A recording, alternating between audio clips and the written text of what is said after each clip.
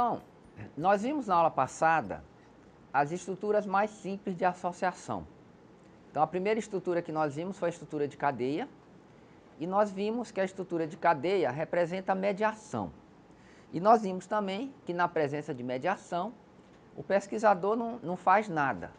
Ele não vai ajustar para a variável mediadora, porque isso vai levar ao desaparecimento total ou parcial do efeito causal que você está querendo investigar.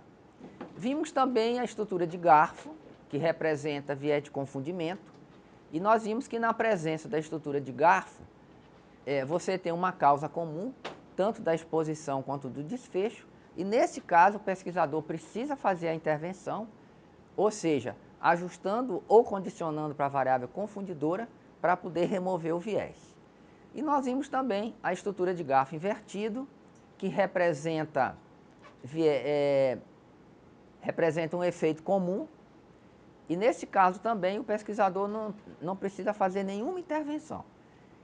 Se o pesquisador fizer a intervenção e ajustar ou condicionar para o efeito comum, ele vai introduzir o chamado viés de colisão. Então, vamos dar continuidade à aula. Por quê? Na vida real, você não tem essas estruturas separadas. O que você vai ter numa estrutura de causalidade, que normalmente é complexa, é que essas estruturas simples vão se misturar. E aí você vai ter cadeia misturada com garfo invertido. E aí a grande dificuldade é como identificar o conjunto mínimo de variáveis para ajuste, quando essas estruturas se misturarem. Então isso é que vai ser o objetivo nosso da aula de hoje. Então, nós vamos primeiro compreender o conceito de separação direcional e o conceito de conexão direcional. Eu trouxe aqui esses conceitos em inglês, porque vocês vão ver muito nos livros, que é a chamada de-separation, que corresponde à separação direcional, e a chamada de-connection. Então, a gente vai dizer que as variáveis estão direcionalmente separadas se todos os caminhos entre elas estiverem bloqueados.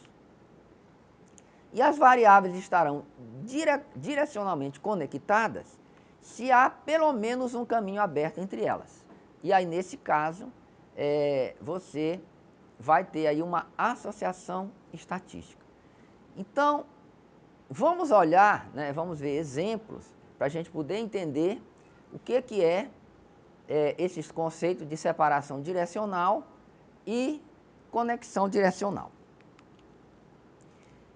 Então, a primeira coisa que eu queria demonstrar para vocês é se duas variáveis estão direcionalmente separadas, ou seja, não tem nenhum caminho entre elas que esteja aberto, e a gente vai ver que só tem duas possibilidades do caminho estar fechado. Esse caminho estaria fechado quando existe um colisor naquele caminho, que nós vimos na aula passada, ou ele vai estar fechado por intervenção do pesquisador, se o pesquisador fizer um ajuste ou condicionamento por uma variável. Então, se todos os caminhos entre duas variáveis estiverem fechadas, essas variáveis serão independentes. Ou seja, você não vai encontrar uma associação estatística entre essas variáveis. Caso contrário, ou seja, se houver pelo menos um caminho aberto ligando duas variáveis, a gente vai dizer então que essas variáveis elas estão direcionalmente conectadas. E aí, provavelmente, elas estão dependendo uma da outra, ou seja, você vai encontrar uma associação estatística.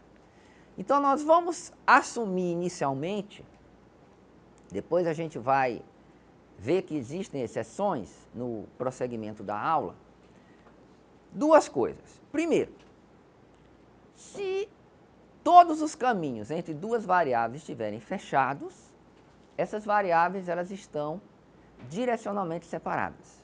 Então, se você for montar uma tabela 2×2 com essas variáveis, elas serão independentes. Então, esse é o primeiro conceito que a gente vai aprender na aula de hoje. O segundo conceito, se houver pelo menos um caminho aberto entre essas variáveis, nós vamos assumir a regra da fidelidade, que está constando ali na parte inferior do slide, e a gente vai assumir que essas variáveis estão, quando elas estão direcionalmente conectadas, ou seja, há pelo menos um caminho aberto entre elas, a gente vai assumir que elas estarão associadas marginalmente. Ou seja, se você montar uma tabela 2 por 2, você vai encontrar dependência ou associação entre essas variáveis.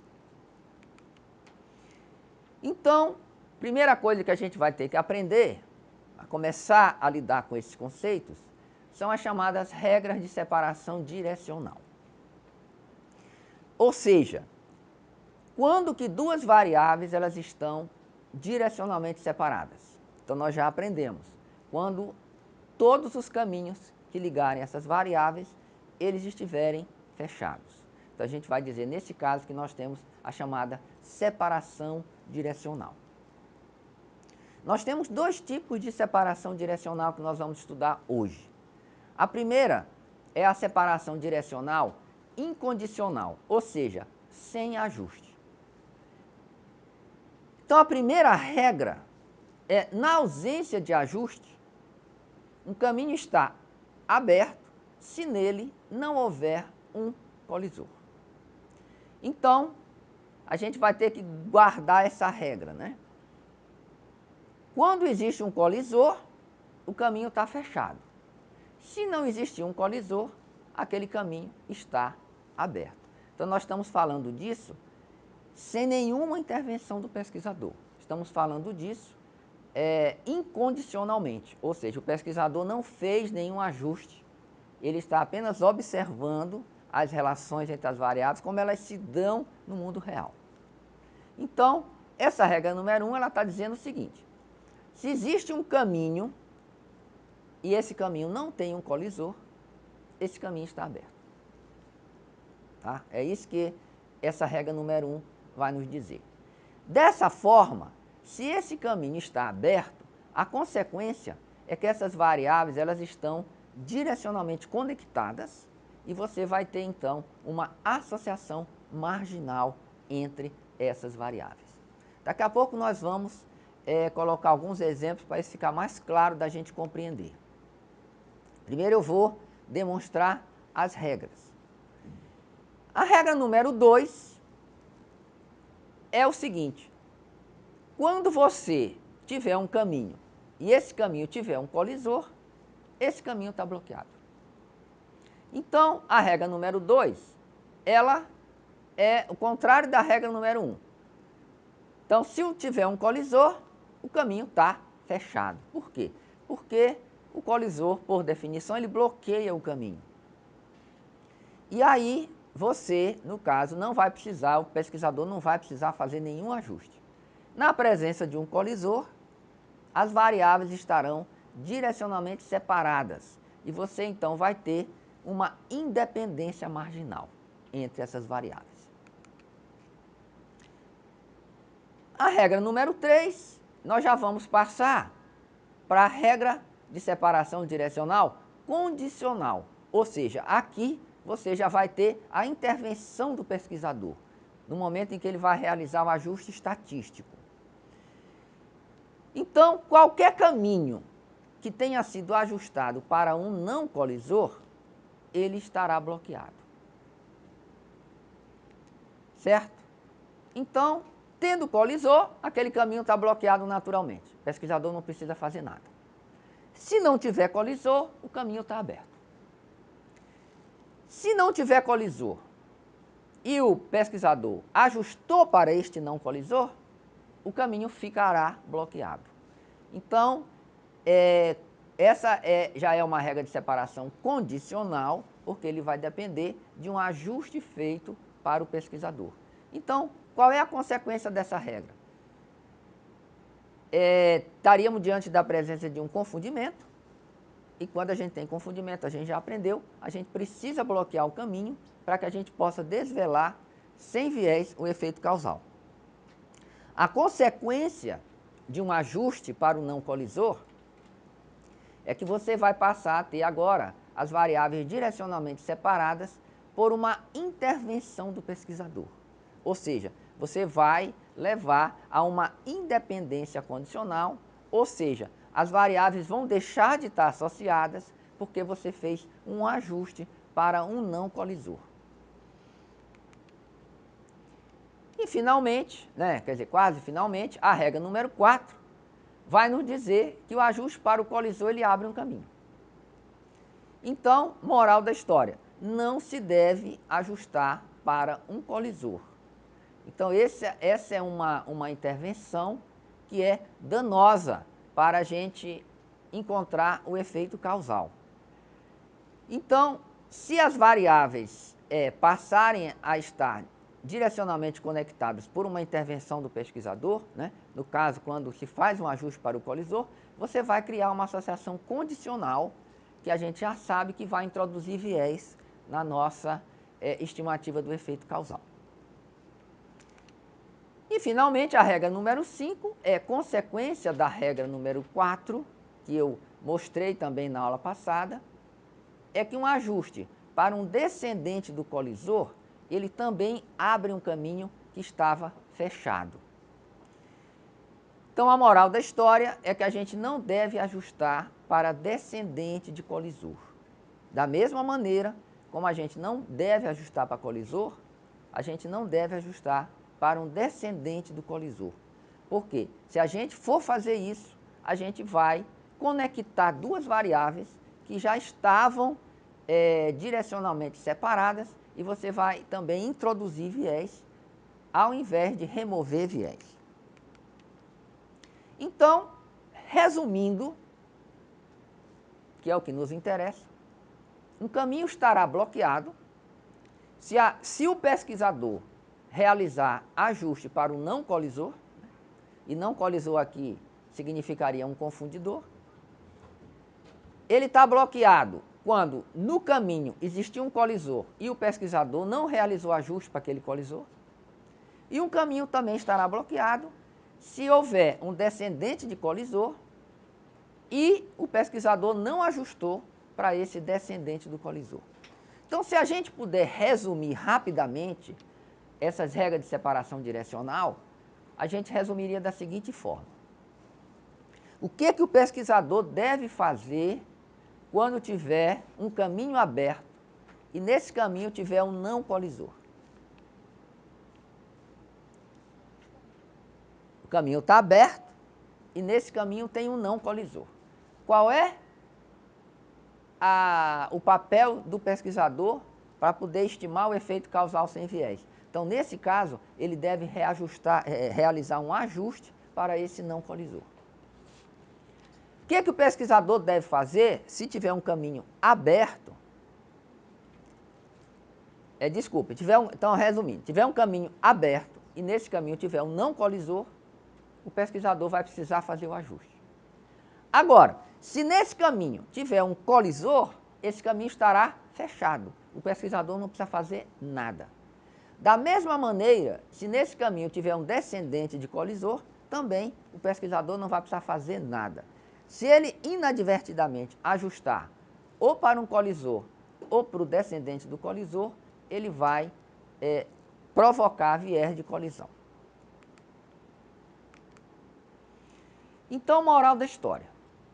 A associação entre duas variáveis, que a gente está chamando aqui de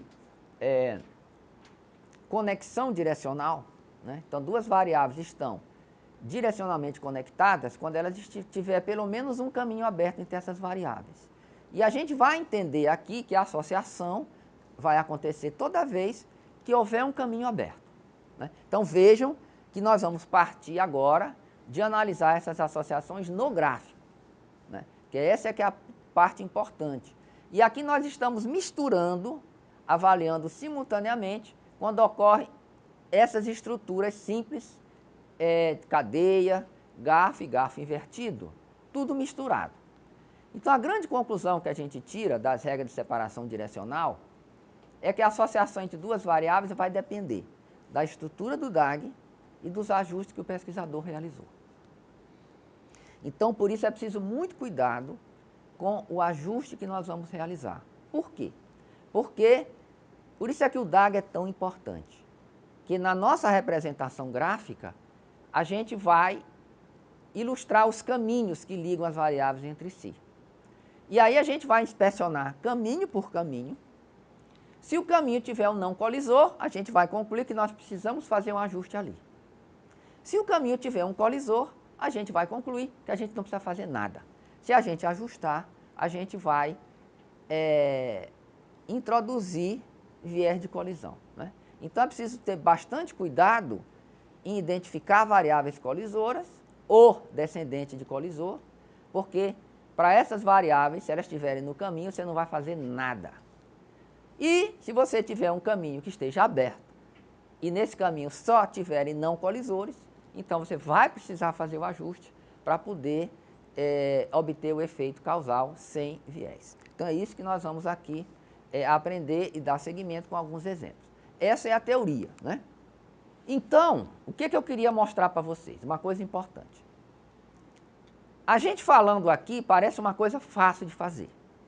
A gente vai pegar nosso problema, vai colocar as variáveis no gráfico, e aí a gente vai conseguir saber a realidade com perfeição. Na prática não é bem assim, né? A gente já viu que se o nosso conhecimento for imperfeito, o nosso gráfico também será imperfeito. E é muito difícil que a gente tenha, para qualquer coisa que nós estaremos estudando, o que a gente chama de conhecimento perfeito, né? A perfeição ela é praticamente, por definição, inalcançável. Então, o que nós temos é problemas que nós conhecemos melhor e problemas que nós conhecemos, vamos dizer assim, de forma mais imperfeita. E aí, obviamente, é importante chamar a atenção que todas essas consequências que nós estamos falando aqui, elas vão se aplicar em expectativa. Desde que desde que a estrutura causal que nós estamos representando no DAG, ela esteja correta. Como eu já comentei em aulas passadas, utilizar DAG não é nenhuma panaceia. É uma tentativa da gente conhecer melhor a realidade. E o que a gente avança utilizando o DAG? A gente vai ter maior clareza, se a nossa teoria estiver correta, de identificar colisores, não mexer em caminhos que estejam fechados por colisores, identificar confundidores, né? Então, caminhos que estejam abertos e ali tenham confundidores, a gente vai precisar fechar. Então, é sempre bom entender que isso tudo se aplica em expectativa, né? Então, eu estou esperando, eu estou entendendo que os meus pressupostos para a inferência causal, eles se aplicam.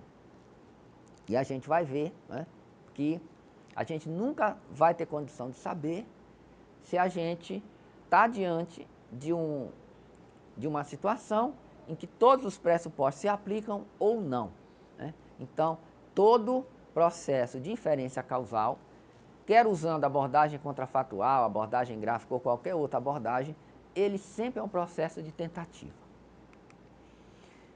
Bem, então agora que a gente aprendeu as regras de separação direcional, nós vamos começar com os exemplos.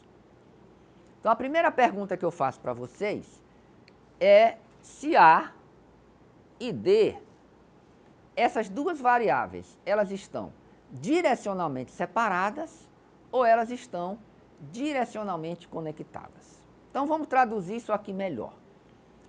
Quando duas variáveis estão direcionalmente conectadas, por exemplo, vamos imaginar que A seja uma variável dicotômica e D também seja uma variável dicotômica. Então vamos admitir que eu monte uma tabela 2 por 2 e encontre lá um Q² significante entre A e D, né? Então, como duas variáveis estão associadas, não é isso? Então a gente vai pressupor que elas estão direcionalmente conectadas. Ou seja, deve ter pelo menos um caminho aberto entre elas. É isso que a gente aprendeu. Se eu encontrar não associação entre A e D, ou elas não têm associação mesmo, né? Ou seja, todos os caminhos que estão conectando essas variáveis estão fechados por colisores, né? Então é a explicação ao contrário do que eu estou dando aqui. Então vamos lá. A e D estão direcionalmente conectadas ou direcionalmente separadas. O que nós aprendemos? Nós vamos ter que olhar todos os caminhos que ligam essas variáveis. É um exemplo simples, então aqui só há um caminho ligando essas variáveis. Esse caminho vai de A, B, C e D. Então vamos inspecionar esse caminho e vamos verificar se esse caminho tem colisor. Então, B é uma variável colisora? Por quê? Porque existe duas setas apontando para aquela variável neste caminho. C é uma variável colisora? Não, não tem duas setas apontando para C neste caminho. Então, como o único caminho que liga A e D, neste caminho existe uma variável colisora, a gente vai concluir que esse caminho está aberto ou fechado. Esse caminho está fechado. Portanto, essas variáveis A e D, elas estão direcionalmente separadas ou elas estão direcionalmente conectadas? Elas estão direcionalmente separadas, exatamente. Então, se eu fizer uma tabela 2 por 2, eu não vou encontrar associação entre essas variáveis. Então, quando duas variáveis estão direcionalmente separadas, elas serão independentes, ou seja, elas não estarão associadas marginalmente. Marginalmente significa numa tabela 2 por 2, incluindo todo mundo, sem condicionar por nenhuma variável. Agora temos um outro exercício. Eu adicionei um outro caminho neste gráfico entre A e D. Então agora nós temos dois caminhos. O primeiro caminho, nós já concluímos, que está fechado, porque nesse caminho existe um colisor, que é B. Então B é uma variável colisora. Agora, neste novo diagrama, A e D estão direcionalmente separadas ou conectadas? O que vocês acham?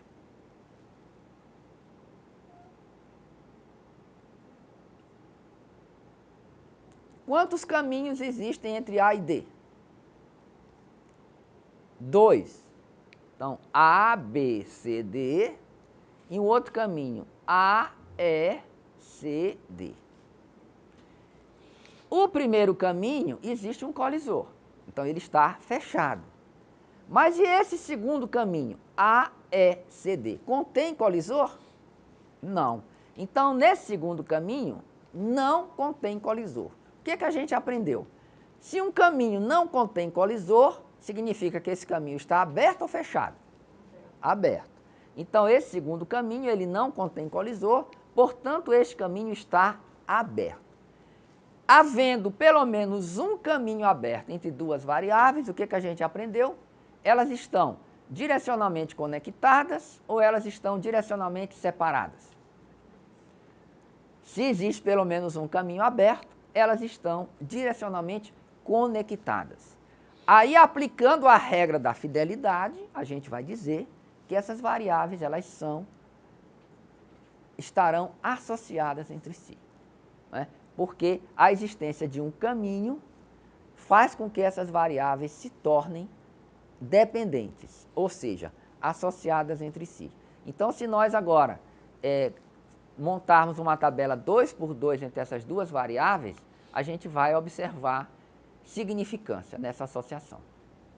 Tá? Assumindo aí a regra da fidelidade, certo? Que é isso aqui que eu estou mostrando para vocês. Bem, agora vamos ver de onde vem, tentar entender um pouco de onde vem essa teoria que nos permite dizer com tanta clareza isso que eu estou dizendo para vocês. Da onde vêm essas regras de separação direcional? Então, a gente precisa compreender o chamado pressuposto causal de Markov.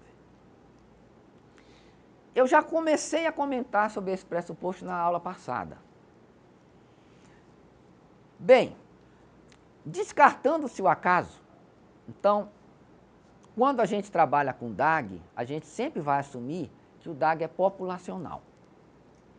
Então, Se é populacional, não cabe aquela coisa, pode ser que o acaso esteja explicando uma associação. Isso não cabe aqui, né? Porque nós vamos assumir que nós estamos trabalhando com uma população infinita, todo mundo, né? População finita e estamos incluindo todo mundo. Então, o DAG é sempre populacional. Então, o que nós vimos anteriormente? Todas as associações marginais, ou seja, que eu vou encontrar entre A e D numa tabela 2x2, sem ajuste para ninguém, elas vão surgir de relações causais ancestrais. Ou seja, para que eu tenha causa, né, a causa ela vai se expressar sempre de uma relação ancestral. Isso é claro porque a gente tem aquele famoso, sei como é que chamaria, mas aforisma, né, que a causa sempre precede o efeito. Então, para ser causa, a variável tem que ter se manifestado antes no tempo, né? Então, todas as associações marginais, elas surgem de relações causais ancestrais. Ou seja, o futuro não pode interferir no passado. Então vejam que isso aqui explica, por exemplo, por que um caminho em que existe um colisor está fechado, né? Já que você bloqueia aí esse fluxo de associação por meio de um colisor. Outra coisa importante, se nós condicionarmos para todas as causas de uma variável, esta será independente de todas as demais variáveis no DAG. Ou seja, se eu fechar todos os caminhos que venham de variáveis ancestrais, eu vou fazer com que essas variáveis ela seja independente de todas as demais variáveis no DAG.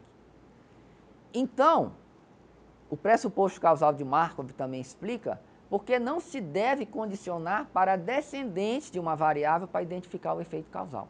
Descendente não interessa, né? Porque o nosso pressuposto é que toda a causa ela vem de uma variável ancestral. Portanto, uma variável que está no caminho de uma seta que aponta para ela. Então não interessa o que vem depois. Então a gente nunca vai se preocupar com variáveis que descendem daquela variável que nós queremos interpretar como causa, né? Então acho que isso é claro. Então todas as relações causais, elas são provenientes de relações ancestrais. Então isso é importante a gente guardar. Segundo o pressuposto causal de Markov, nós só temos duas causas de associação marginal. Ou você tem um efeito causal, então, ou você tem confundimento. Então, se eu tomo A e B, encontro uma associação, essa associação tem duas explicações. Ou você está diante de um efeito causal, ou você está diante de um confundimento. Ou uma mistura das duas coisas. Por quê? Se tiver variável colisora no caminho entre A e D, elas não estarão associadas marginalmente. A gente já aprendeu isso. Elas serão independentes, né? Porque elas estariam direcionalmente separadas. Então, quando a gente encontra a associação entre duas variáveis, né? Obviamente, aqui nós estamos descartando o acaso, porque o DAG é populacional. E, obviamente, eu também estou desconsiderando um outro erro, que é o viés de aferição. Que pode acontecer com que duas variáveis também se associem, e não seja nem por efeito causal, nem por confundimento, quando você tem um viés de aferição. Então, também estamos descartando essa outra possibilidade de erro. Então, uma vez entendido isso, eu vou novamente demonstrar o pressuposto causal de Markov, dito de outra forma. Ou seja, uma associação marginal, ela só pode ser produzida por causas da variável, não por seus efeitos. O que é que eu estou dizendo aqui? Vamos lembrar a estrutura de cadeia. A estrutura de cadeia não representa efeito causal? Não é isso? Então, diante de uma estrutura de cadeia, o que o pesquisador tem que fazer? Nada. Porque essa estrutura representa o efeito causal. Então, diante de uma estrutura de cadeia, nós não vamos fazer nada. Vamos deixar o fluxo de associação continuar. Porque aquilo ali, aquela associação representa um efeito causal. Beleza? Bem, agora, se eu tenho uma causa comum, a estrutura de garfo, então tem viés de confundimento, né? Então, eu vou também encontrar uma associação marginal, produzida por essa causa comum. Beleza? Só que esse efeito, ele representa viés, e ele precisa ser removido. Então, o que eu vou fazer? Eu vou ajustar pela variável confundidora, para remover esse viés. Que é exatamente demonstrando que uma associação marginal entre duas variáveis, ela é produzida por causas. Por efeito causal, ou por uma causa comum, que vai provocar viés de confundimento. E aí a gente precisa bloquear, fechar um caminho onde você tenha uma variável não colisora, ou seja, um confundidor.